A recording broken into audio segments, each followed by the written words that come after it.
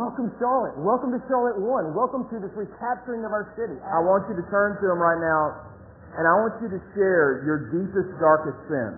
Okay? Now, I'm just thinking, somebody just did. No! Majority of us, an assumption, have a relationship with Christ. And yet, most, if not all of us, maybe it's not, deep dark. Maybe it's not that far, but all of us have something in our life that we struggle with, that when we put that against the glory of God, it causes us to get really, really embarrassed. We talk all this smack, especially in the Bible Belt, about how Jesus can change the world, but He can't even change our lives. In fact, if you got really honest, it's the reason why most of you came here tonight, because you're just hoping that this is one more thing that maybe it'll somehow, some way. It's so not theologically correct, but we buy into this conditioning that maybe tonight is when it clicks. Not every area of our life has changed. Everybody with me? It's why we're sitting in the igloo, for crying out loud. We are inherently bad people that do occasional good things. You may feel like, no. I'm an inherently good person and I do occasional bad things. To which I would tell you, if you're inherently good, be consistently good. That's not true. It's why I've never had to teach my children how to be bad. I never had to pull my son aside and say, if you hit your sisters with a wiffle ball bat, it will hurt and they will scream.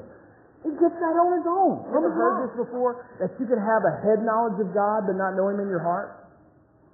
That you can know God here but not know Him here? And I would sit where you guys are sitting with this complete smart aleck side of me going, okay, well then tell me, and this was interesting, nobody would ever tell me how to get God from here, Jesus from here to here. They just say, if you know Jesus, there's going to be change. And if there's no Jesus, then there's no change. If anyone is in Christ, he's a new creation. Your nature becomes righteousness. God changes your heart. Look at me. But He doesn't change your mind. And Paul is the same guy when he writes, if anyone is in Christ, he's a new creation. The old man is gone, the new man comes. He writes in Romans chapter 12, verse 2, a very interesting verse. He says, do not conform any longer to the pattern of this world. Yes, but be changed how? By the renewing of your mind.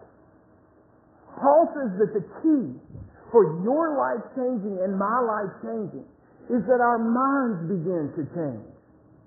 Your behavior is linked to your belief system. You do the things that you do because of the way that you believe, because of the way that you think. It's taking out those lies that we believe and replacing them with truth. And can we admit, maybe for the first time ever, that doesn't happen overnight. No, what you find if you decide to dive in and taste and see how beautiful the words of life are is this, that Jesus summarized it to His closest followers. He said, if you hold to my teachings, you're the people that love me and follow me the most. Watch this. And as you hold to my teachings, you'll begin to know the truth, and the truth will set you free.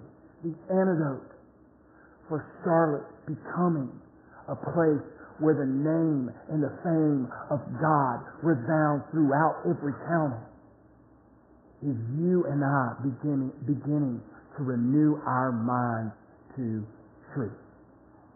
Because where goes your mind, there goes your life.